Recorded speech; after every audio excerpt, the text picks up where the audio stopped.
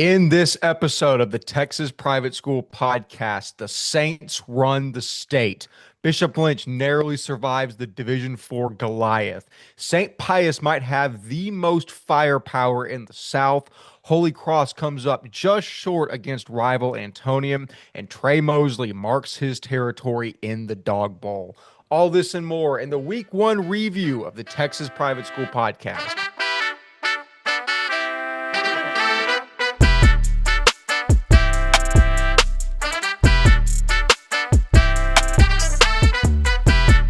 Hello and welcome back to the Week 1 review episode of the Texas Private School Podcast, the first recap episode of the entire season.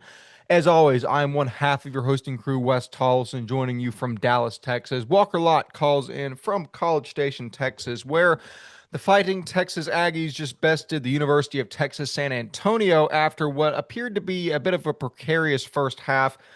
Full transparency, I watched 10 minutes of the game, realized I was going to be mad probably however that game ended, so I turned it off and just kind of was periodically checking my phone for the score. But Walker, it appears that although our front seven might be softer than Charmin double ply, we did eventually get it done. Yeah, very thankful for Elko halftime adjustments. It's a beautiful thing. Yeah, I was at the game. Was not happy with the first half at all. Especially with the second half started. It was 75-yard touchdown for UTSA. Yeah, but right after that touchdown, I believe for like the next quarter and a half, we had them to -1 yard rushing that entire second half. So thank God for Elko adjustments. But a lot of negatives to come out of that game, but there's some positives, as in we spent our NIL money good on our two-star receivers, and Marcel Reed looks like he can win us games. So very excited for the future of Aggie football. But the hope is back, which is a terrible thing because it is hope. But I walked in that stadium, I heard the music, I saw the lights. I'm like, okay, the hope is back, which I hate to say because by week 7, the hope will kill me or make me the happiest man alive. So we'll see. I have finally ended the toxic relationship that I have with Texas A&M football. I don't like. I've only got like for sure. I'm only going to be at one game this year, and that's going to be South Carolina, which might be the most brutal game to go to, depending on expectations and hope. Yeah. I've actually not broken up with A&M football. It will hold a chain to me forever, and it will affect my emotions for the week following, probably until I'm 6 feet under the ground. That being said, though, this is not an A&M football podcast, although it doubles as so quite often. This is a Texas private school football podcast. And that being said, we have a slate of games to review. As always, we will review the 5 games we previewed last week in more detail. But first, we are now going to flip to the TXPS Media Football Scoreboard powered by Ryan Schroeder every Friday night, who does not join us this episode. He's actually having some fun on the lake in Possum Kingdom.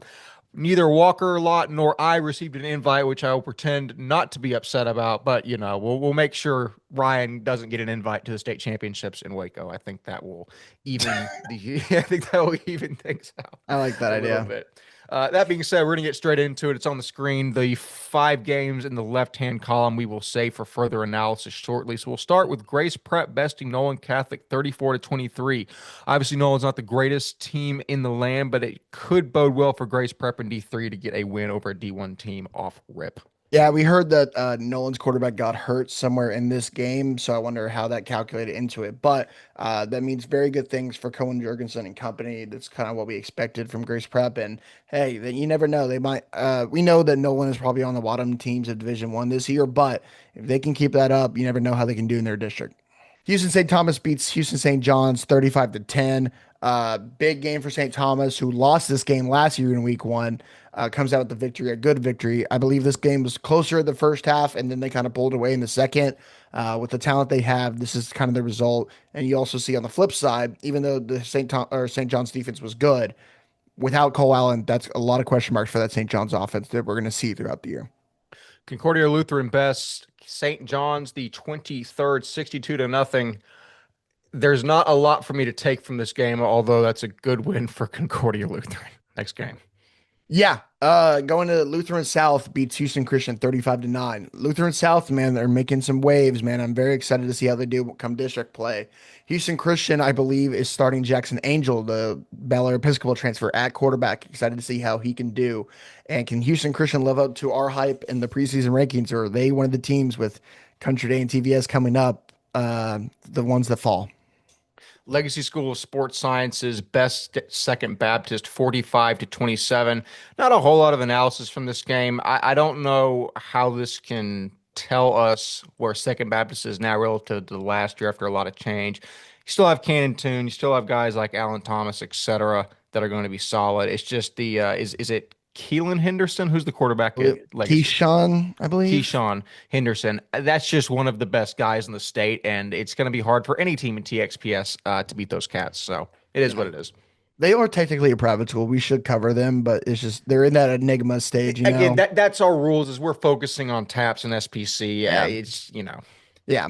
They're like we try to say their name and, sometimes, but anyways, San Antonio Cornerstone beats Dallas Christian 43-22. Big win for Cornerstone. They have all this talent in the world, and very intriguing to how they do in their division. Dallas Christian, on the other hand, has now scheduled Fort Worth Christian, Parish as their two scrimmages, and now San Antonio Cornerstone is their game one. Tough slate for the TAPS Division 3 team, but 22 points on a Cornerstone team is not the worst thing in the world. yeah. I think I was joking back and forth with a source at DC, and I said this was just an excuse to give for Wheeler to go nuclear and film on Monday, which are on Saturday, which probably happened. But that being said, Austin St. Michael's beats Dallas Covenant only by 11, 31-20. That is interesting to me because what I gathered is that we heard from sources St. Michael's bested Holy Cross pretty well in their scrimmage. But then if you're only turning around and beating Covenant by 13, is this a question of is St. Michael's worse than we thought, or is Dallas Covenant maybe? Because remember, this is a team that shares a district with DC, a team that I think only lost to DC by about 10 last year. Maybe we're overlooking Dallas Covenant as a threat in the D3 North. You never know, but keep an eye on them moving forward. Yes, absolutely. I'm very intrigued at that. Central Texas Christian beats Brentwood 42-35, led by Austin Evans, our intern, who had 285 yards on the ground with 5 touchdowns. And it was 35-7 at one point, but after one kid gets ejected, they kind of clawed back into it, led by Braden Jennings, who's an absolute dog, and heard he was again. Supposedly the freshman running back for Brentwood, I forget his name on top of my head. It was impressive in this one. It's going to be one to watch going forward. Central Texas, man, very solid team. 4 of the 5 of the offensive line are back. Leads for success for Central Texas. Excited to see how they do going forward. In a kind of shocking Yeah. event, Fourth Country Day mauls Dallas St. Mark's 44-14. I'm not going to say bullish on St. Mark's in the SPC 4A. Maybe that's an appropriate word. We thought they'd be improved from last year, especially with I think it's William Taylor at running back, something like that. But I guess I need to go back and look at the stats, but I know Cannon Factor is a dog for Country Day, and I know that he got his in this game, but SBC 3A might be even more chaotic than initially predicted. I would love nothing more than to look up and see Country Day in the lead in the standings come November. That'll be a fun one. Yeah, that's gonna be intriguing. Just the St. Mark's hype died down week one. Like I having think it's dead. I'm going to yeah, come out here and say it's dead. that's crazy. Week one law is that's rough. And Country Day, man, they have the weapons. Can they keep going? TC Addison beats Green Hill big 45-6. The start of Trey Haverty as the head coach over there. He gets his first win as a Trojan for TC Addison. Congratulations to him and that team. Green Hill looks like they might be in a rebuilding year this year. I'm very intrigued to see how they go. Definitely so. Austin Regents best Lorena 55-48. First of all, first time I've realized how to pronounce that. I've been saying it Lorena in my head for forever. But um, good game. Seems like it was more of a rushing attack than a passing attack with Isaiah Mills, the freshman, going for over 100 yards and 2 touchdowns in this contest. Regents has a plethora of weapons. Lorena's a good team. We've hyped TWCA up a lot in the D2 South, and I'm actually now realizing that Regents is in the north because the districts are disgusting. That being said, Regents will be there when it's all said and done, I think. Yeah, I think Jack Devine himself had almost over 300 passing, 3 touchdowns, 100 on the ground, and 2 touchdowns. So 5 touchdowns total for Jack Devine. And per our meeting today, I just want to shout him out. Drew Shepard had a pick six and an interception to seal the game for the win there. So shout out to that guy. Um, Brazos Christian beats the brakes off of Legacy Prep, 44 to nothing. First win of the Jordan Black era. Brazos Christian, congratulations to him. I think Hunter Black had a great game. Reed Jackson looked great at running back. Very, very solid game for Hudson Jacobus as well. Brazos Christian, very bright start, and I'm excited to see if they can keep shining as this weeks go on. Yeah, definitely so. Oak Ridge best for Flower Mound Coram Dale 56-20. Not a whole lot to say. You need to see Oak Ridge win these games over lesser teams in order if we think they're going to go out and win the 3A state title. Looks like Cole Worthington, Hudson Hayes, Will Lemons, Jack Lamond, all of those guys had really solid games. And again, Oak Ridge is going to make a push for the 3A title, and they have to start it now. Episcopal School of Dallas beats Bishop Dunn 70 to nothing. Woo! Good start for ESD is what you want to see. Bishop Dunn, man, Bad start. it was rough, man, but we didn't know it was that rough. Which sorry for everyone over there, man. You got to keep grinding, man, because that is not the start you want to see for the Falcons. But ESD, that's a big win for them, especially after losing a lot of guys to transfers. Shout out to them for getting the big first week win. Yeah. Next game, Anna narrowly beats Argyle Liberty Christian 31-28. The sentence for this game isn't even a sentence, it's two words, Cooper Witten. Yeah. Literally 175 receiving yards, 17 receptions. I think 3 touchdowns. He will keep this team in any game they play in this year. I mean, he's that good. I had some Prestonwood kids describe him to me at the Parish game as the most athletic guy in the state. And that is not far off. He is a freak. Shout out Cooper Witten. Shout out to Liberty Christian. Yeah, I also want to mention Quinn Murphy, 31 of 50, 50 attempts, by the way. Whew. He had 279 yards, 4 touchdowns, 0 interceptions, and 50 passes, not throwing one bad one. That's pretty dang good for Quinn Murphy. Pretty good. John Cooper gets the big win over Parker Lutheran. I know Colson Collins and company looked really good in that one. Also, the freshman Joe Norman, I think, also shined a little bit as well. So, and by the way, that is without, I guess we can mention it officially now. Jacoby Dixon, big announcement to John Cooper, the 4-star top 10 running back in the country in the class of 27, is making the move to John Cooper. They did that without him on the roster. So you have Joe Norman in the backfield. You have Jacoby Dix in the backfield. You have Jake Sneed on the outside, Eric Sipka on the outside, and Colson Collins, who had 328 yards passing and 5 touchdowns.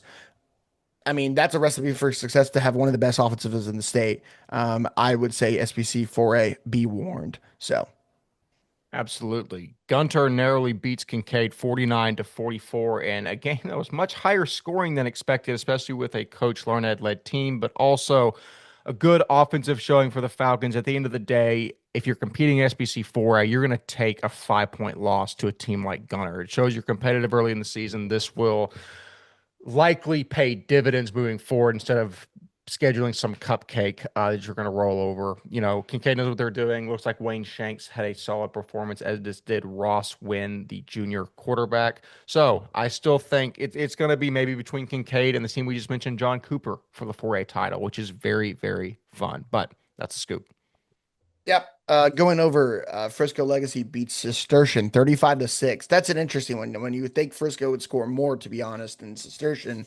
But Luke Loris only had him 99 yards passing out of 19 attempts, 1 touchdown on the ground. Looks like Jack Caswell had led the way with 73 yards. Luke Lawrence had 1 on the ground. Sam Jones had 2 on the ground. I want to mention something. Did you see the hit Sam Jones did? No. Okay, watch this. I'm gonna send this to you. Look at that. Look at that hit. Oh my God. Oh, he's dead. Oh, oh my God. Yeah. Yeah, Yeah, that's that's Sam Sam. Jones. That's That's Sam Sam Jones. Jones. So shout out to him. Two on the ground. I'm gonna guess. Does it Oh do my the God. tackles? How many tackles did he have? 8 tackles, 3 TFLs. How many sacks? He had one quarterback hurry. I mean, Sam Jones is gonna be the dude, and he's gonna be a dude again this year. Definitely so. And to round us out, Fort Bend Christian beat St. Dominic Savio 24-0 behind 217 rushing yards from guys like Cole Whidden, Will Kipp, Chase Myers, and Patrick Wadlington. So big win for Fort Bend Christian, St. Dominic Savio. Obviously, actually guys like our very own Bradley Hanna and Rhett mentioned that St. Dominic Savio appeared better than they've been in previous years. So maybe there is a rise coming out of that program. That being said, a job that Fort Bend needed to take care of, and a job they did indeed. But that being said, that is all the games from the TXPS Media Football Scoreboard before we review our 5 from last week in more depth. But even before that, for the first time this year, we have some guest contributions, some very deep insights from across the state. For the first time this year, it's Minute with the Interns. Brazos Christian started their season away on Friday against Legacy Prep, blowing them out 44-0. BCS had 6 touchdowns and a safety to really solidify their win on Friday, most of that coming from the first half. Reed Jackson, class of 2027, really kicking it off for the Eagles with a 13-yard touchdown run 4 minutes into the first quarter. A few more big runs by number 9, Carson Ramsey, helped Jackson get his second touchdown of the night. Eagles led 14-0 at the start of the second quarter. A few more big plays by class of 2026 duo Micah Sachs and Hudson Jacobus, getting another touchdown of the night. They have really started to become a duo that we should all watch this season. The Eagles defense forced a fumble in the end zone for the 6th touchdown of the night, ending the first half. The second half for BCS was all about the defense. Senior Jackson Byrne having a great game with 4 tackles for a loss, as well as the safety. Number 80, Hunter Black, getting his first sack of the season, and number 2, Clark Palomo, getting an interception to really end the game. This week in TAPS, the Division I team Bishop Lynch defeated the reigning D4 champion, Dallas First Baptist, in a 62-48 showdown on the road. FBA showed that they can compete with the best of the best because quarterback Dylan Jones threw for 289 yards and 4 touchdowns. On the other side, Bishop Lynch's offense continued to look great under Matthias Leon and new freshman Zach Williams, while the defense looked suspect, allowing over 537 total yards of offense. In other news, Brazos Christian destroys Legacy Prep 44-0. In a Week 1 TAPS SPC showdown, we see St. Thomas hosting the St. John's Mavericks. We had a great game. It was close at the beginning, 14-10 going into halftime, St. Thomas. But after that, the combo of Pierce Jacobson, Miles Stewart, and Javon Waldron was just too much for St. John's to handle. They do seem to have a nice replacement for Cole Allen, though, in Hanley Sayers. He was able to accumulate 112 yards on the ground. Shea Quinn also had a good game. So St. John's isn't looking too bad. We'll see you next week. Thanks for following. All right. Thank you yet again to all of our fantastic interns that took the time to research these games, put together a little package, and let you know what's going on from across the state. That being said, with everything else out of the way, we will now go back and review the 5 games that we picked as games of the week for last week. 2 of these games we were on site with. The first one was Fort Worth All Saints versus Parish Episcopal. And in my personal opinion, we truly could not have asked for a better game to open up this season. This one started as a rushing duel as Marcus Hanish and Jonathan Phillips pushed Parish to a 14-0 lead. However, Gavin Beard and Burke Toller pushed back and tied it up behind a rushing and receiving touchdown from the Southwest Christian transfer. As the third quarter expired, Jonathan Phillips had an incredible outside scramble to score and give Parish the lead 21-14. I need to take a moment here and say that we did not give Jonathan Phillips a lot of shine in the offseason, and that was flat out wrong on my part. That dude is an absolute gamer. He just puts his head down and makes plays, and he will be a weapon for Parish the entire season. It just took getting to see that kid live to know that. Several guys on the sideline described him to me as one of, if not the most athletic dude on the Parish sideline, and once you watch the kid play, that becomes evident. In terms of the other quarterback, the freshman Logan Lucero started the game at quarterback, but ultimately he and Phillips rotated throughout the game as they combined for only 100 total passing yards, which will be a point to watch during the season if Parish can get that passing attack down pat with guys like Jalen Pyle, Beckham Smith, and Spinks in the slot. Back to the game, it appears as if Parish was in the driver's seat and just needed one more score to finish out this contest. But as the Panthers were driving on the Saints 36, edge Ryan Powers got a tackle for loss on fourth down to get the Saints the ball back with 2 minutes remaining. Gavin Beard would then immediately throw a nuke to Hatton French to tie it at 21 with a minute 46 left. And with 1 minute left on the clock, who else but Ryan Powers gets a strip sack on Lucero to get the Saints the ball on the Parish 25. And after driving to the 3-yard line with 3 seconds left, freshman kicker Carver Johnston nails the walk-off field goal to secure a Week 1 victory for All Saints for the second year in a row over Parish Episcopal. Walker Lott, I made it very apparent to every All Saints parent, child, and spectator that came up to me after the game that my philosophy is I'm going to pick against you in any big spot because that's what makes y'all win games, because that's what I have proven in the past. That being said, another, I guess, asinine pick on my part to open the season is All Saints beats Parish and proves me wrong. Your thoughts on the come away from this game and All Saints establishing themselves as number one again? Yeah, you can't hear it in the background, but I'm playing Leon Bridges right now, have to rep the Fort Worth kid. Shout out to them, man. That's a big, big win. So happy for the team out there in West Fort Worth. Um, like I said on the space, this game should be played every single year. Just keep it Week 1 every single year.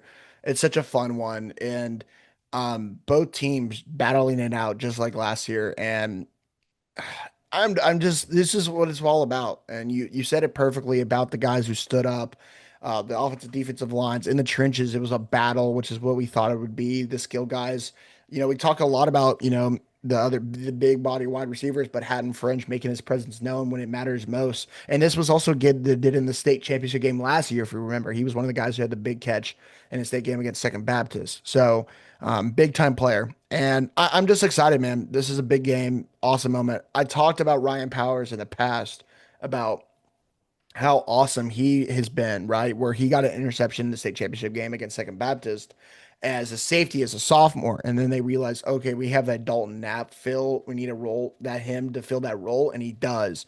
Long, lanky, put his hand in the dirt and let him rush the passer. And you saw where it matters most. He comes up big. Back to back drives, I'm guessing, where he makes the biggest play of the game. I mean, that's what you want in a kid, man. Just so entertaining game. I was at a great one, but I kept having to update and be like, man, that's an all timer for the second time in a year, second time in a row. Yeah, no, absolutely. And I mentioned that in the headshot I posted of Powers was that that game is not won without Ryan Powers. He is the MVP of that game. And I put it in the top blurb of the headshot as he might be the best to do it off the edge once it's all said and done. Like, that's how impressive that kid is. Wherever you want to put him on defense, he will get it done. I'm just overly impressed with him and the rest of the All Saints squad. I think it's going to be a really, really successful season for both teams. And I told Parish, the last point I'll make, I think almost the biggest takeaway I have from this game is how much better Parish's defense looks than it did last year. The quarterback thing will get figured out because you lose a guy like Sawyer Anderson. That will take time to fix. The defense, I know they implemented a new defensive coordinator, and everyone I talked to on that defense just absolutely sings his praises. They're more aggressive. They're more tenacious. They fly around to the football more. And again, this is a game where they only gave up 24 points, whereas they gave up probably around 35 to 40 last year at All Saints. I think Parish is going to be just fine. I think All Saints is just an incredible team, and the ball bounced their way when it needed to.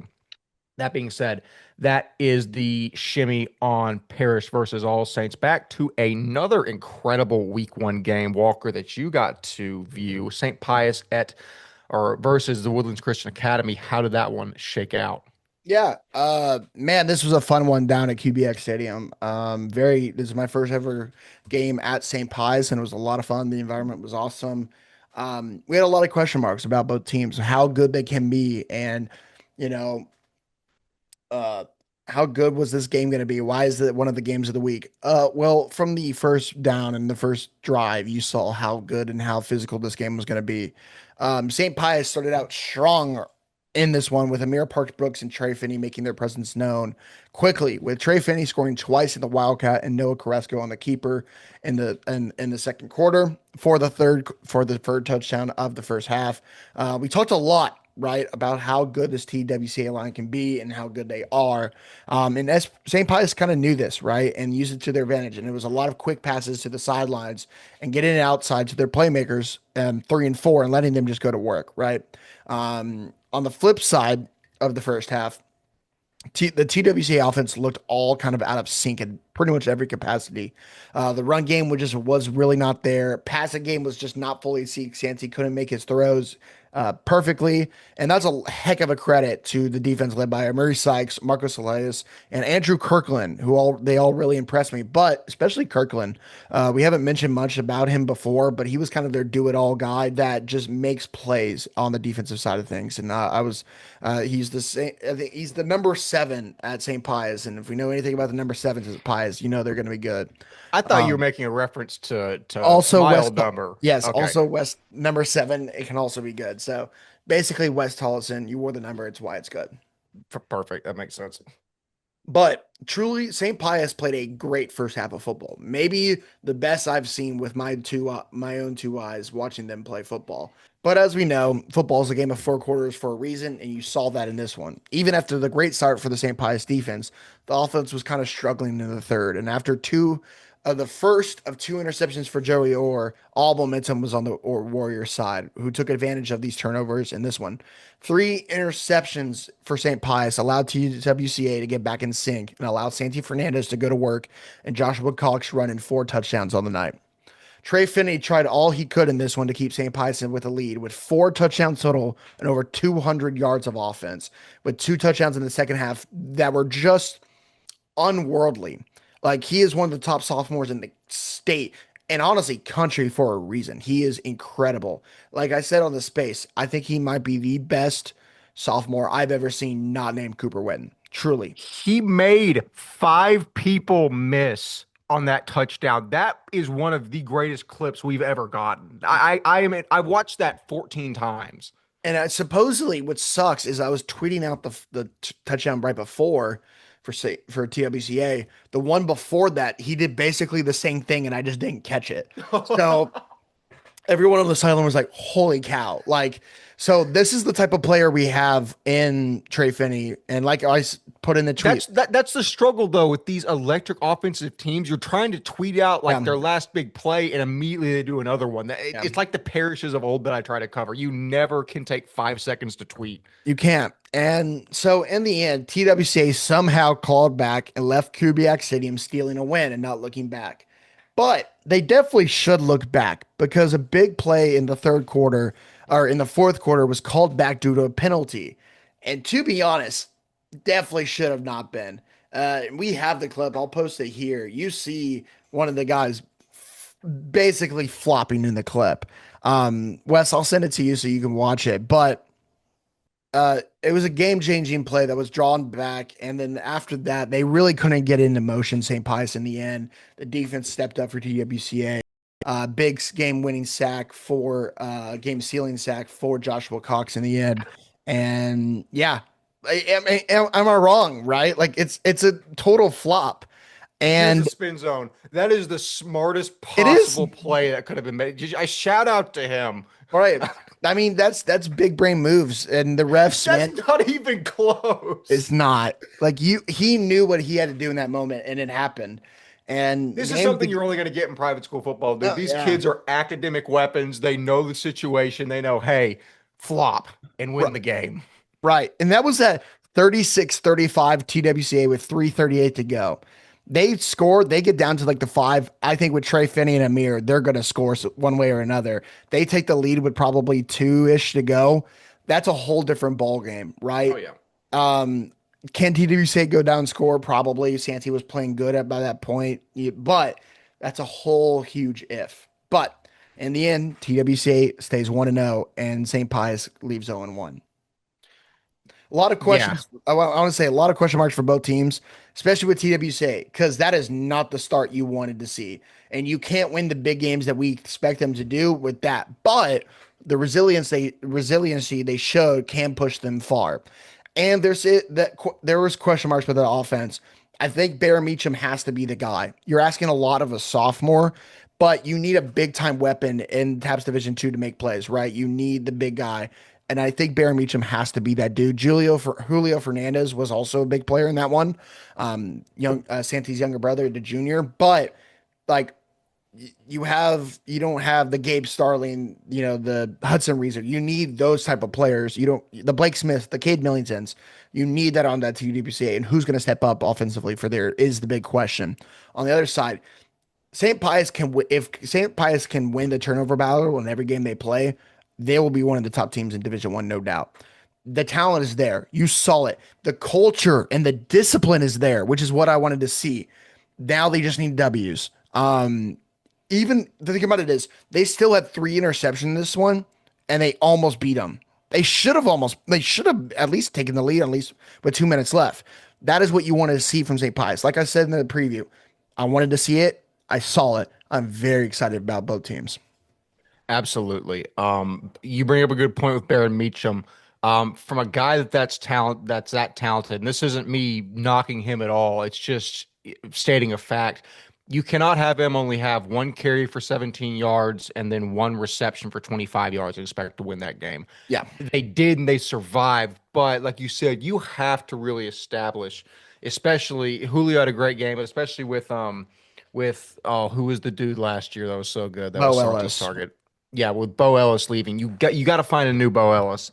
I think Barron might be the best option for that, depending on where they do. But you pretty much said everything that needs to be said. The fact that St. Pius was in this game and maybe should have won with still throwing 3 interceptions, I think that mainly speaks to whenever I said going into the season, I don't think I even fully believed that St. Pius was actually going to come out and shake things up because I really didn't think the discipline was still there. After week 1, I think as Smash Mouth says, I'm a believer. I really do think, especially looking at their schedule down the road. I mean, you got Kelly Catholic, Houston Christian, Kip Sunnyside, Thomas, Concordia, St. Michael's, Central Savio. Every single one of those is a winnable game for St. Pius. They could go undefeated and win that district. It's going to be fun.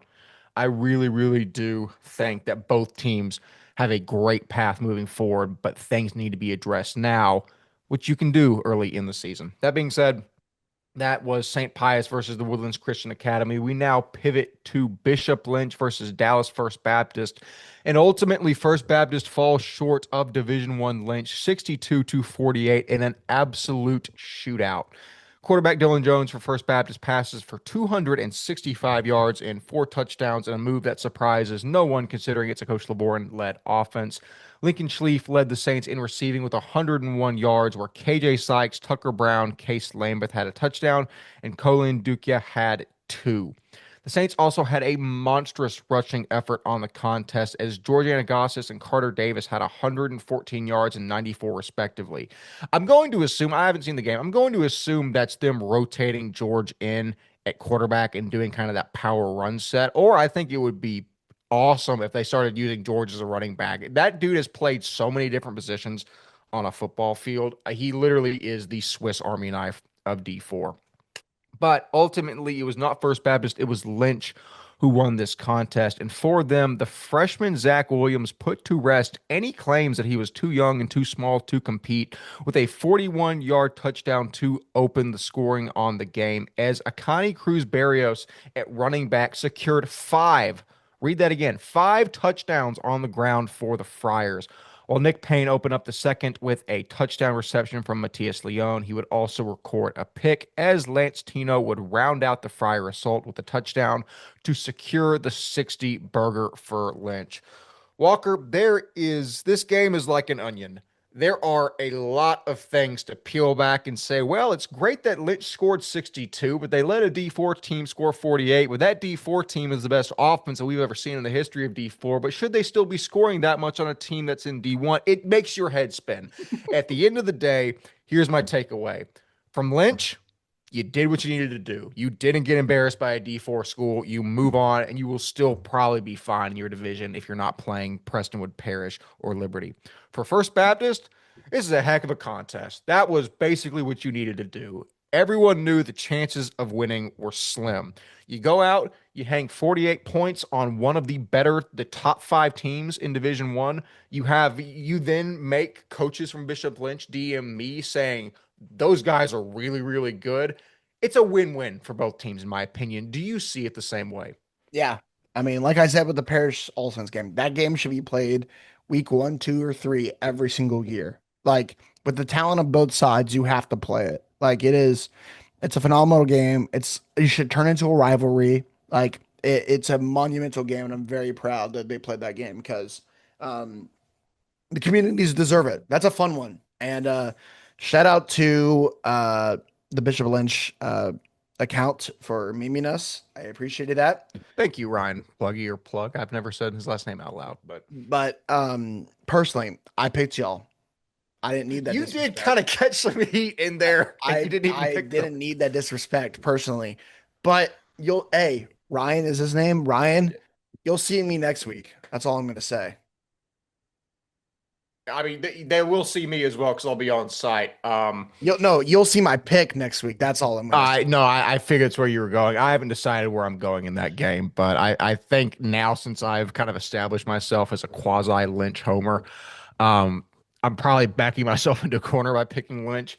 We'll see. We'll come out with that pick momentarily. That being said, that is the scoop on Bishop Lynch and Dallas First Baptist. Moving on to Holy Cross versus Antonian. This game was very fun as well. The Knights come out with a valiant effort, but ultimately they fall to Division I Antonian 27-20. After questioning how good sophomore Rocky Ocorzo would be, he actually ended up playing very well in his opening starting contest, finding Julian Salas, for 2 scores and a 30-yard scramble, accounting for all Holy Cross points on the evening for the sophomore quarterback. The Knights would also tally 199 rushing yards behind Taylor Flores and Rocky. As for Antonian, Rogan Parson found Kane Stover for one of his 2 passing touchdowns as Antonian narrowly escapes the Division III contenders, Holy Cross. Walker, there's some overarching themes from this game that I want to think about for both sides. Number one, for Antonian, they got absolutely blitzed by Holy Cross last year. They still ended up going undefeated and winning their district. They keep it closer this year. They actually win the game this year. And then for Holy Cross, keeping it close in a game against a D1 school when we expected they take a big step back. I don't remember exactly what I said before the game. I think I said that they need to beat Antonian for me to be like, okay, they're actually still up there with DC and Lubbock Christian and maybe Lake Country. The more I talk, the more the answer is I don't know the answer to any of those questions. I think Holy Cross is obviously, I know they're going to win their district and make it deep into the playoffs. I still don't exactly know if they're going to be up there with DC and Lubbock Christian. I'm going to guess yes as of now. A lot of questions, a lot of storylines from this game. What do you want to take and extrapolate on from that? Dude, I want to take stuff from this game. I can't. I you know what I mean? Like, I wish I could take more. I just don't think I can. I'm glad that Rocky's playing good. I'm glad that Rogan Parsons playing good. And I'm glad the bigger team won in this scenario because all of that should have happened, right? So is Holy Cross as good as last year? Maybe not. But are they still good? Yes. I think that's the most you can take out of it. Antonian, I still don't think ever a Division I team should be playing that close to Holy Cross, but they do. So how good can Antonian last be? Year they got blown out, and again they went undefeated. It's weird, dude. I don't know. I've stopped pretending to know things a long time ago. At the end of the day, week 1 games do not. You can predict your season, but it doesn't always mean everything. That's very true. You look at Fort Bend last year, I guess. Yep. So that's basically it. So Walker, the Dog Bowl is basically your baby. You did invent the trophy for this contest, so I feel like it'd be disrespectful to let anyone else but you recap how this game went. Looking at this one, it was a fun one out in Southwest Fort Worth where the Eagles of Southwest take the win 28-25 over the Trinity Valley Trojans. Shout out to the community over there. Can't hide that Eagle pride. You got the get back. I'm so proud of the community. Shout out to those guys. The run game was dominant for Southwest Christian as we expected, with Trey Mosley dominating like we thought with over 300 yards and 2 touchdowns. But Slade Evans also made his presence known in the game with with only a couple carries, but with it had a 45-yard run for the game's sealing score and around 100 yards on the ground totally. But plus, what I heard was never coming off the field defensively, a big time player there in Fort Worth. But what I really heard was the story of the game was kind of how the defense played for the Eagles and kind of limited this Trinity Valley offense for most of the game. Junior quarterback Caden Tolbert still got his and played great, like we expected him to do, with 2 goal line touchdowns on the night. From what I heard, he was kind of similar to Nolan's Carter Devereaux in a way where he's just elusive, makes plays, a big time player, which is the highest compliment, Caden. That's a huge player, and we love Carter, and he was awesome last year. So, also, senior quarterback Eli Huffstetter had a pass to Owen Haller for one of the scores, and also the 2 point conversion. Overall, both teams kind of went back and forth for the most part. Turnovers galore. SES was up 20-15. Then a field goal by TVS made it 20-18. Then the big run by Slade Evans made it 28-18. And then the second rushdown by King Tolbert made it 28-25. And then SES had the opportunity to just run out the clock to secure the win and win the Dog Bowl in 2025. The stat is now TVS still leads the all-time series against Southwest Christian, 12 now to 11. So it's a 1 game difference, which is good to know. And also this win continues the stat that no team has ever won more than 3 in a row, which Trinity Valley tried to do this past Friday night. And this is the record since 1996. So big win for SES. I'm so proud of them. Final overall thoughts. This is what we wanted to see from SES. With the addition of Trey Mosley, I think they move into my top 10 rankings in TAP Division 2, not even being biased. I think just the big addition and showing it shows that they can be a good team. I think we should bump them up technically in the TAPS Division 2 rankings in district, right? I think they're now favorites over Grapevine Faith easily in this district. So big wins all around for them. I think they'll compete better. I'm not saying they're going to be the All Saints level this year, but I think they'll be a much more competitive team. And overall, very happy with the result and how this season can go for SES. On the flip side, though, this appearance by Trinity Valley made me more confident in what they can be in SBC 3A this year.